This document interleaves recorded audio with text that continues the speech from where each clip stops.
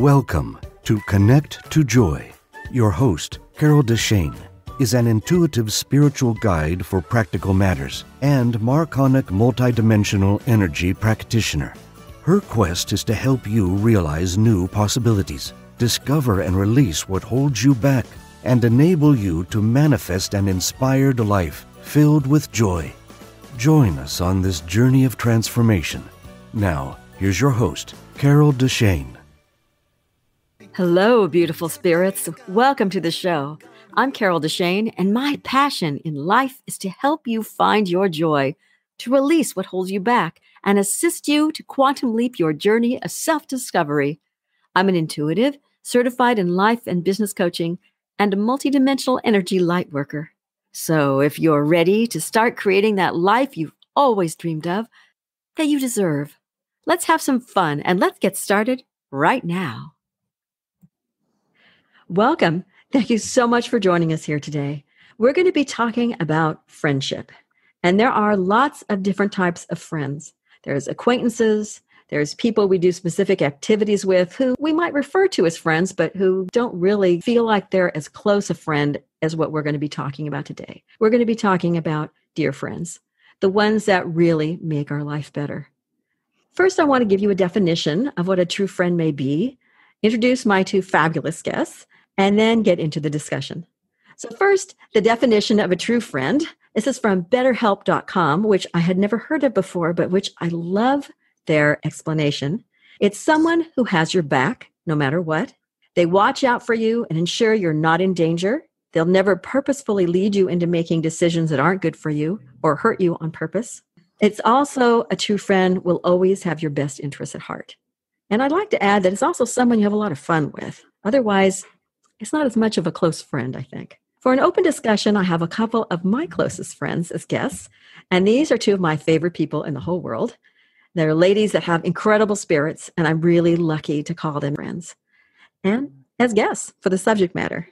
My first guest I met in, believe it or not, 1980 when we were both 0, and we have managed to stay close friends ever since. We've moved out of the state together, had some great times, and times when we've hit a few bumps in the road, but those have just made the friendship even stronger. She's an incredible singer. She's a musician, and she went from managing an office with budgets and grants and accounting to teaching music at a charter elementary school where her kids adore her, and they call her Miss Melody.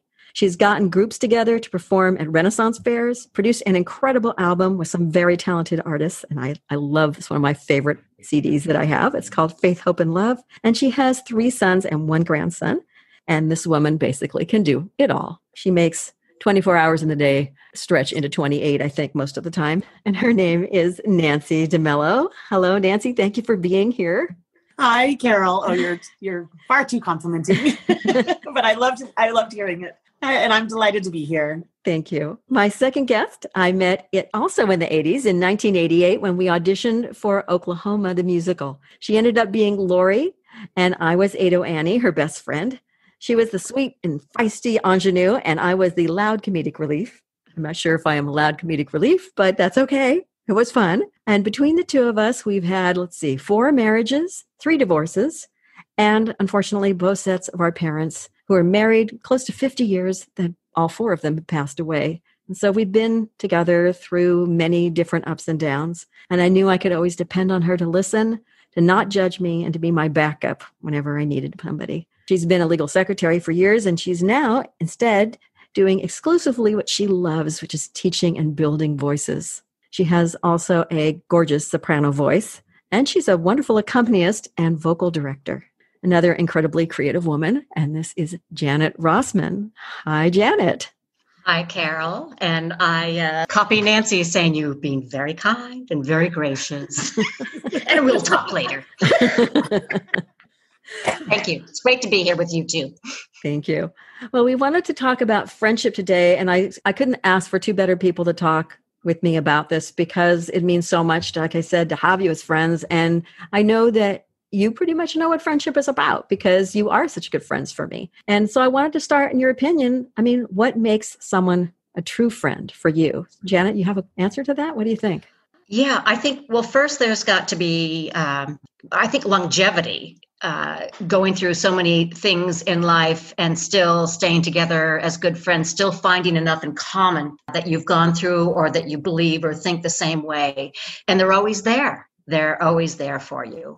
That, and there has to be a certain attraction, to the other person, that you really like them. They have a lot of the same interests and passions that you do, which automatically, like in theater, as when I met Carol, you just instantly, boing, you get each other. And I think what Carol had to say about not being judgmental, longevity, and just bearing with each other through years and experiences, finding out some things that you may not have thought of yourself, that both good and bad, that you learn from this person, and you love learning from this person, and they make you a better person. That's my story. What do you think, Nancy? You have something?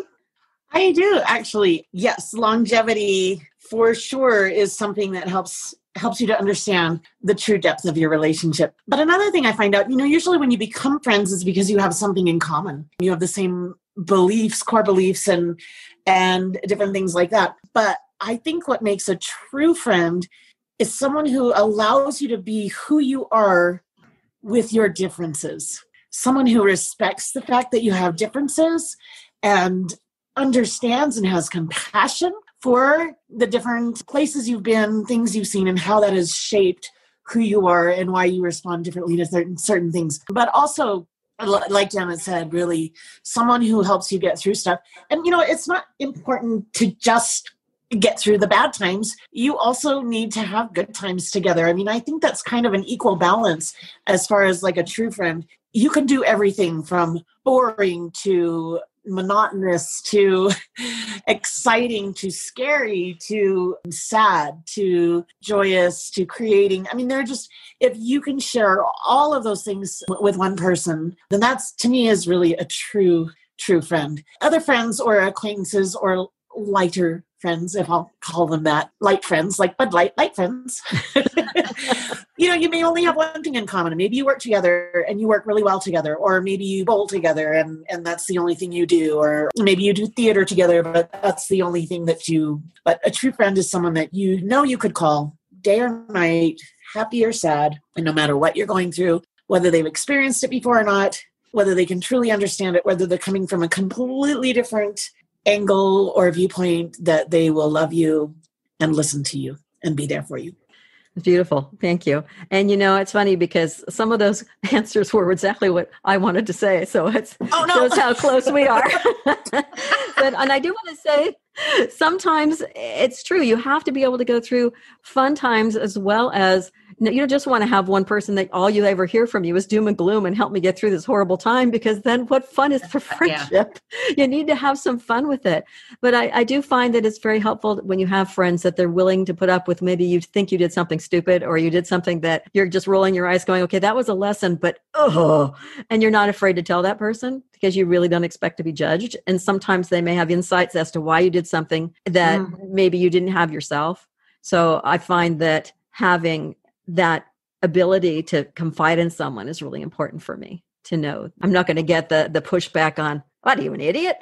Because you already, sometimes you feel that about it already and you didn't really need that added to it. It's like, yeah, thanks. That's not why I told you. but thanks for your comments. I had one that I really enjoyed because I think I really like my answer for this one. That there was a specific time that a friend made your life better. So I'm going to start with this one so you can't steal my answers. Cool. Because I've had a couple of them that were the hard times and then the fun times.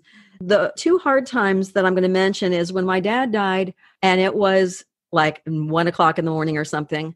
I thought about who I could call. My mom, I called just to let her know, but she didn't want to come down. I mean, my sister was out of the area and Nancy's in another time zone. And I thought I'd want to wake her up at 2 a.m. So I thought, what am I going to do? And I called Janet. And having already lost your father, I'm pretty sure you did already by that point, but I know that you were really there for me and it made a huge difference. So that really meant a lot. Wow. So that was one time. And then, of course, Nancy was there for me because she was the only one I talked to for probably about 6 months. And she's probably going at the time, rolling her eyes, going, "Are you done yet?" When I was trying to figure out. No. I was trying to figure out about my divorce. And it wasn't the divorce so much as how I felt about what I was going through. Not being that connected to my feelings because I didn't understand what my problem was, why I was unhappy, going, well, what's the problem? And as I started talking, I started getting the idea of, oh, I get it. This is what it, oh, and there's this, and oh, there's this. And I think Nancy had the same feeling when she was listening, going, why are you having a problem? And hearing, oh, it's this, and oh, it's, oh my, yeah, there's a lot going on. And so thank you for, and I don't know, I think I said it before, but thank you so much to both of you for being there for both of those times. But the fun part that I loved was on my 0 birthdays. You've both been there for at least the last 30 years. And nobody heard that. I'll cut that part out. You're a punk, you're younger than us. Well, no, Nancy's the Nancy. baby here. But for 40 was, I think, was that the Vegas one? Or was that, no, maybe that was 50. That was the Vegas one. 50 was Vegas. Oh my God. That was so much fun. My sister was there. The other Nancy was there, and our friend Judy, who's since passed, was there, and it was a blast. I had so much fun. I'd never had times where I had that before, where I had people come together for me, and that was so wonderful, and it meant so much to me. That's why I think when we hit in the 40s, when we hit the Santa Cruz, and Nancy was so upset because it wasn't what she planned. It still was meant so much to me because people came together, and they hadn't done that for me before. So before I cry, I'm going to pass this on to somebody else. So the question again was there a specific time that a friend made your life better? Go for it. All right, I'll go ahead. I'll jump in. So this is Nancy, so you all know. Just going back to birthdays and showing how long our friendship has been. I grew up really poor, and we didn't really do birthday parties per se, right? My mother would bake a private cake, not a store-bought cake. The first store-bought cake I had, my grandmother had come out from the East Coast, who I really hadn't seen very much. And I think was like 11 or no, 12. I was 12. I was turning 12. And she bought me a Baskin-Robbins ice cream cake. And I was like, whoa, and nobody came. There was no party or anything. It was just family. But the fact that I got an actual store-bought cake instead of a homemade cake, I thought, wow, this must be a really special birthday. And I really didn't have any other birthday parties. And then when I was 16, sweet Carol, we were in a play together. And so there were all these fun and exciting boys and other people in the play. And of course, I was just discovering boys. And she knew that I absolutely loved to roller skate, also showing my age. And she threw a surprise birthday party at the roller skating rink for me and invited a gaggle of boys and people from the show. And it was just so exciting and so fun and so different. And yes, just like you. And maybe that's why we throw you those birthday parties, right? Because you threw one for me when I was literally just a child and I had never really experienced that before.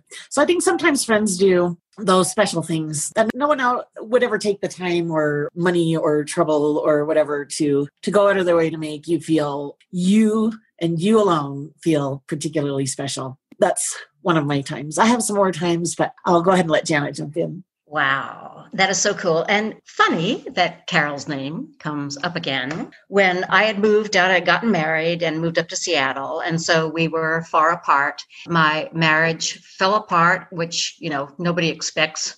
The Inquisition. So I really hid in myself because I had friends that I loved, but I didn't have somebody that hung in with me like Carol did. She kept calling and come on, just and talk annoying to me. Her. And I was like, damn it, it's Carol again. She really helped me realize how much I needed a good friend. I needed somebody that, not just an acquaintance that I enjoyed, but somebody that would help me come out of myself and, not be so self-centered. Oh, I'm dying, I'm suffering.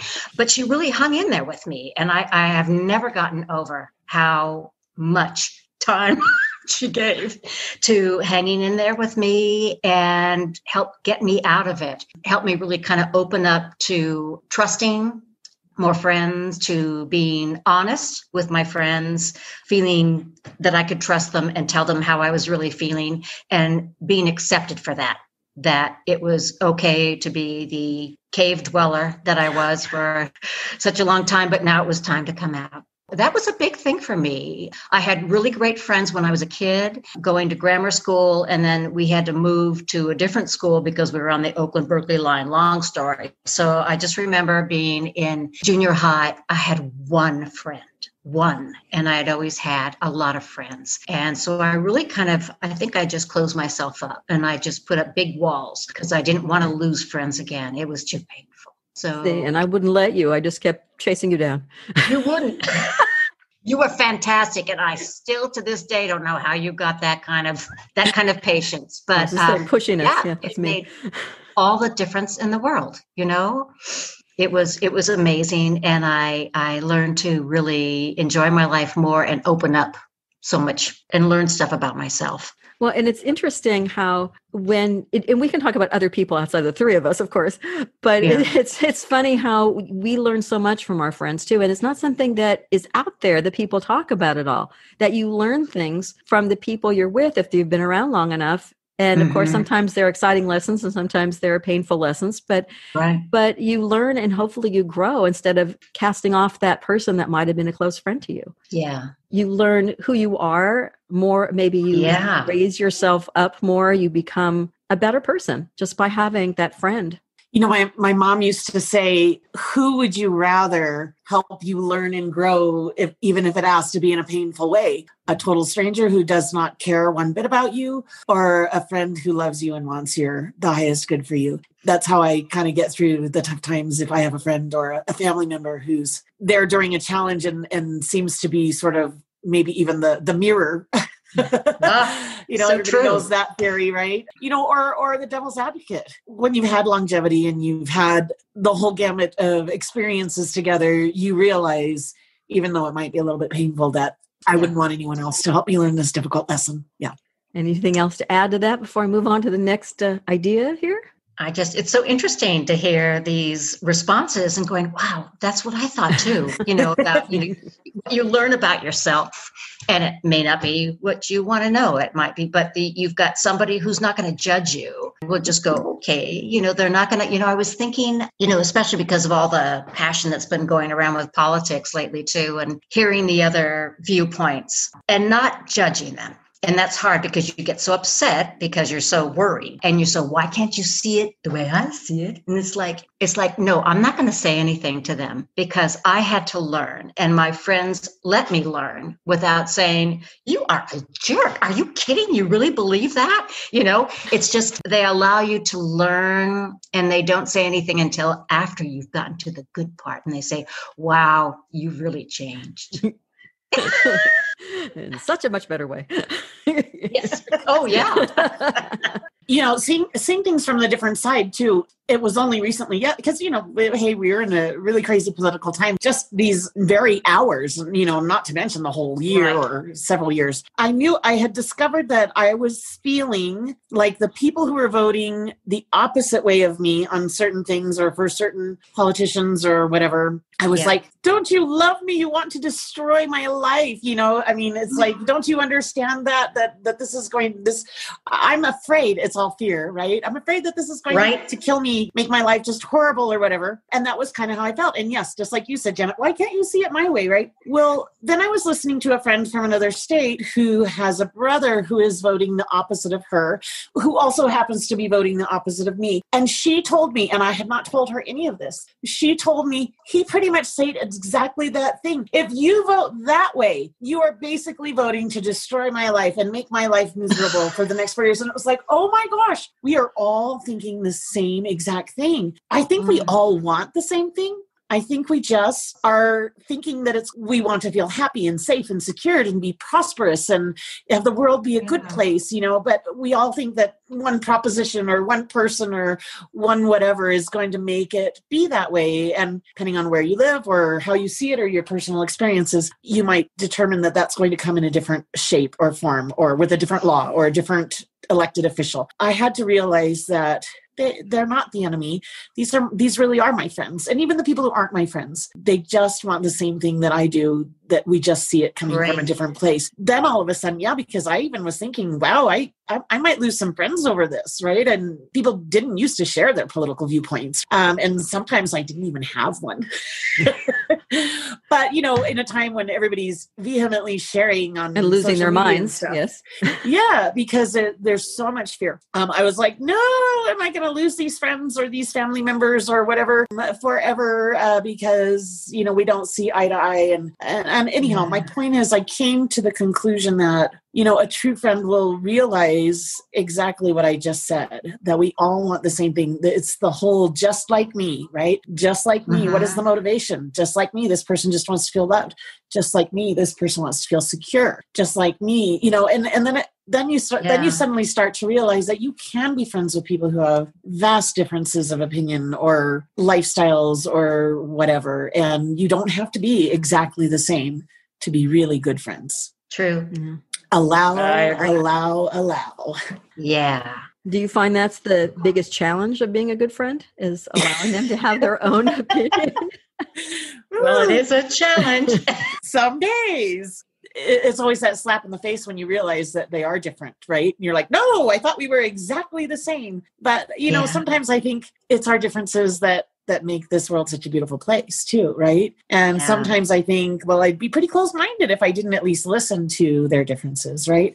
So can it be challenging? Yeah. And sometimes we try to convince them or they try to convince us. And that's all part of the growth process, right? Having your eyes open and being open-minded to and seeing both sides of the coin.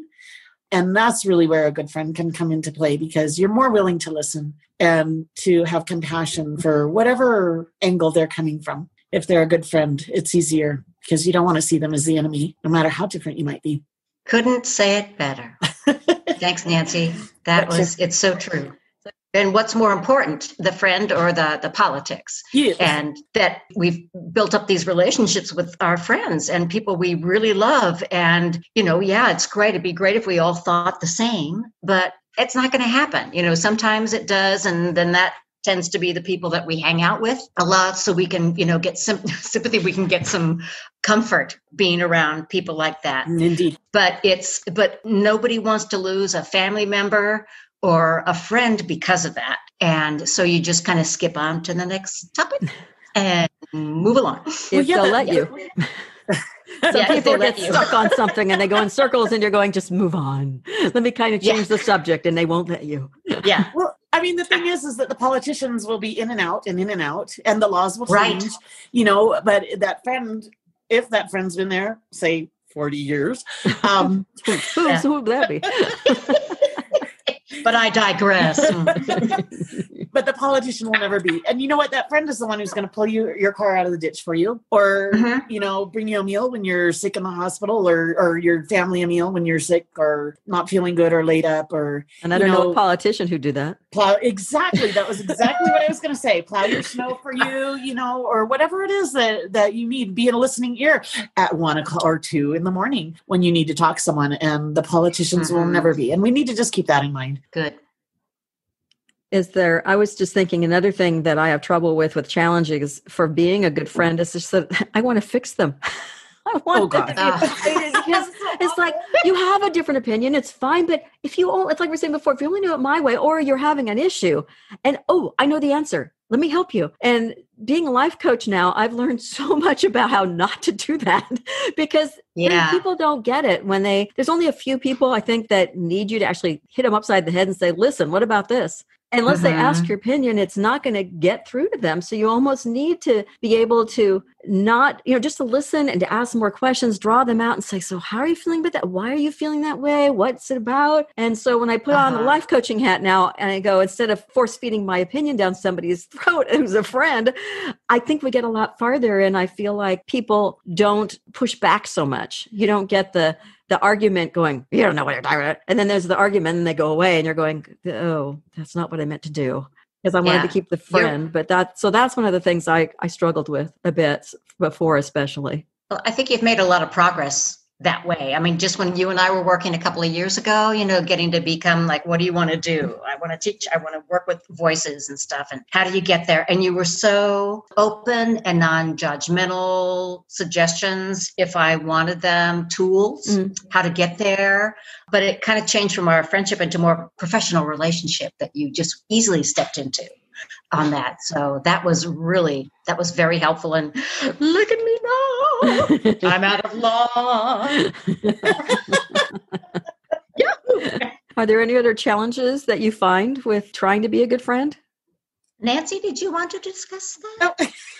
Yes. Well, no, Passing really, the buck. Actually, I just didn't want to be rude. I like it. Well, it's funny that Carol mentioned us trying to fix our friends. When I was thinking of a time when I was a particularly bad friend, my friend was so messed up and I let her be messed up for many, many years. And then after a while, I was like, oh, I can't do this anymore. So I tried to fix her. And then I tried to literally hands on, if she was Gumby or something, I'm like, no, do it this way, be this way. Can't you see what you're doing? Whatever. And it actually did ruin our friendship. And it was really a shame because we were friends for 20 years. But in my opinion, she was not growing. And I just got so tired of her lack of growth that I tried to force her. And it hit a snapping point. My opinion of growth, of course, right? Because as if I know everything, right? But yeah. And so I think when I read that question earlier today, I was like, that's both where I have failed as being a friend, as well as one of the things I value most about a really, really good friendship is when the other person just allows you to be who you are. They can kind of wave little flags and see if you take the bait or whatever, but nobody has ever broken my arm or, twisting it so hard. Twisting it so hard to try to force me to be what they want me to be. And there's nothing greater than being truly accepted. And I that was when I was a bad friend, was when I did not truly accept someone for who they were and their limitations, expecting someone with one leg to run a marathon, right? And I had to learn that one the hard way. You may not be able to see it because it's inside their brain, their heart, their head, their emotions, whatever, but she wasn't capable of doing what I thought she should do. If that even was what she should do. I mean, who's to say, right? We all learn in our own way. Yeah. Janet, do you want to add anything We're else? all on our different journeys. Mm-hmm. Indeed. So if we don't have any more challenges, I guess then the question is, kind of goes right into it. I was thinking about it. What makes a bad friend?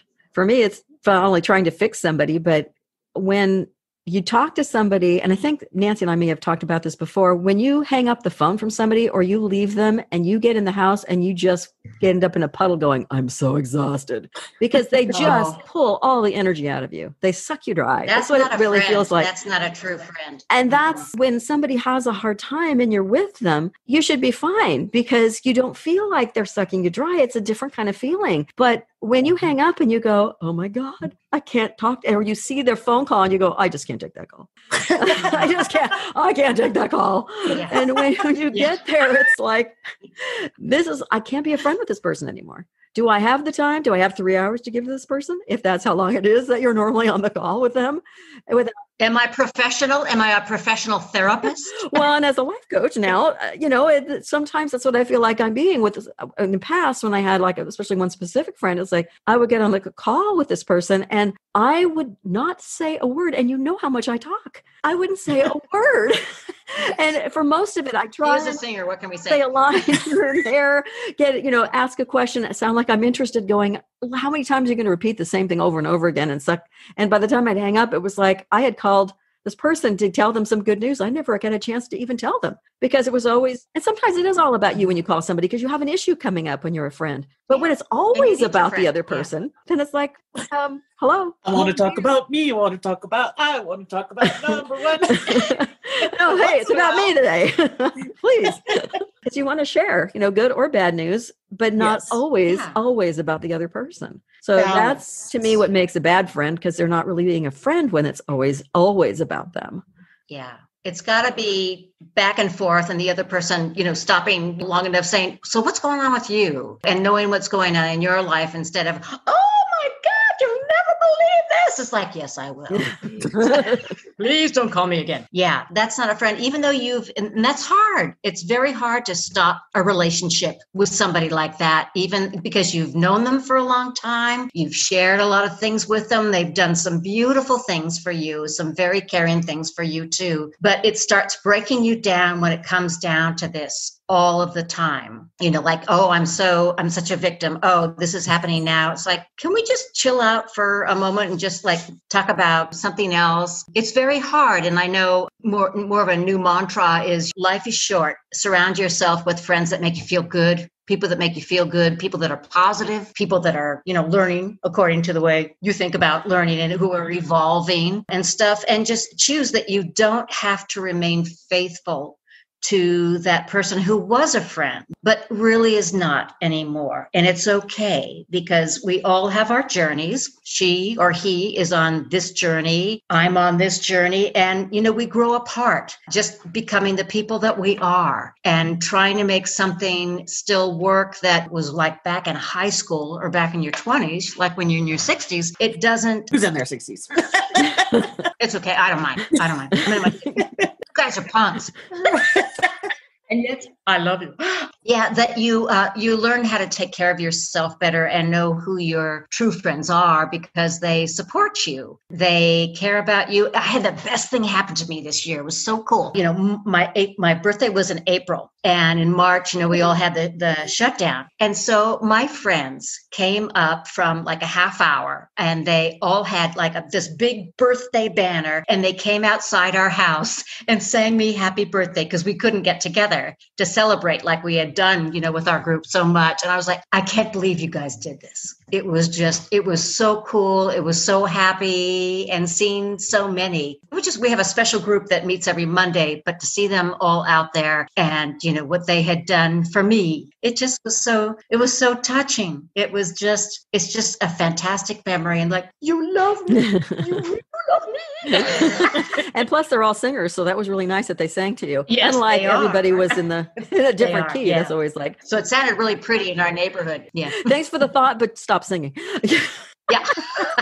I do want to put one caveat out there for everybody who's listening, that sometimes people are going through a hard time. So maybe you give them a break if they've been a friend for a lot of years. Like with me, I know Nancy gave me a break for 6 months or so. I was talking about going through all of these negative things before the divorce. But then you hope that they'll snap out of it at least a little bit from time to time as they grow. And if they're there 2 or 3 years later and they're still sucking you dry, then you need to go, okay, maybe I'm kind of done. But you need to give them some time and some leeway, because everybody heals at a different speed. So that's what friends are for too, is to be there for you. But I do find sometimes I like to help people when they're going through a hard time after I've been there for them for a while, to kind of find something funny to talk about, something to lighten their spirit. So I go, I was just trying to lighten the mood a little bit so that you could feel a little better. And I'll even say that to them after I say it, and they'll laugh. They go, stop making me laugh. I'm going to cry. And it's like, okay, it's okay. I just want to help you kind of like feel a little better for a minute. And then you can tell me what else has happened. And they're like, oh, okay. But if they won't lighten up at all and they keep going back to the same thing over and over and they've been there for years, then okay. I agree. There's only so long you can hang in there, because some people they won't get beyond the victim thing. And that's kind of unattractive. Well, sorry. Sometimes friends are there for a reason and a season, for sure. Oh, good point. Yeah. And sometimes when a friend is going through something and it seems difficult, and then you find yourself 1, 2, 10 years later going through the same thing, you're like, oh, I'm actually really glad I went through that with them. Now I know how to go through it. And, with experience and the possible outcomes and more graceful ways to get through. But as far as the friends who get stuck in a downward spiral, because heck, don't we all? Right. I remember one time I was on the phone with a friend, and I didn't even realize I was in a downward spiral. And all of a sudden they started asking me about my kids. And I was like, what? Huh? Okay. They lived in another state. So I thought they truly were genuinely interested. Right. And I started talking about them. And, it was really only a few moments, however long that was, later that I found I was in a different mood. And I was thinking about different things. And then it hit me like a ton of bricks, that aha moment where you're going, you tricked me. Was that me? Being happy, instead of shaming me or slapping me or whatever, that they had done it on purpose. Now, they never said anything. I never said anything, but I knew it and they knew it, right? That sometimes a friend has that magical way of helping you shift gears. And how glorious is that? True. Wow. Well, it's time, and we need to cut this short. So I hope that you'll both be willing to come back and finish the conversation next week. What do you say? I agree. Me too. So I love you so much. I love you both so much. So thank you for being here today. And Please come back next week when we'll continue this episode with more friendship information, how to keep them, and maybe where even to look for new friends. Thank you so much for joining me here today. If you love the show, make sure you rate, review, and share this podcast, and subscribe so you never miss an episode. Connect with me on Facebook or by email with questions and comments, ideas for future episodes, or if you would like to be a guest, give me a shout out and I'll send you an application. Until next week, remember, you are already enough to have the joyful, limitless life that you desire. Thank you for listening to Connect to Joy. If you love the show, make sure you rate, review, and share this podcast, and subscribe so you never miss an episode. Contact the host, Carol DeChaine, with questions and comments, ideas for future episodes, or if you would like to become a guest. And remember, transformation is a journey and not an end destination. So be kind to yourself, because you are already enough to have the joyful, limitless life that you desire.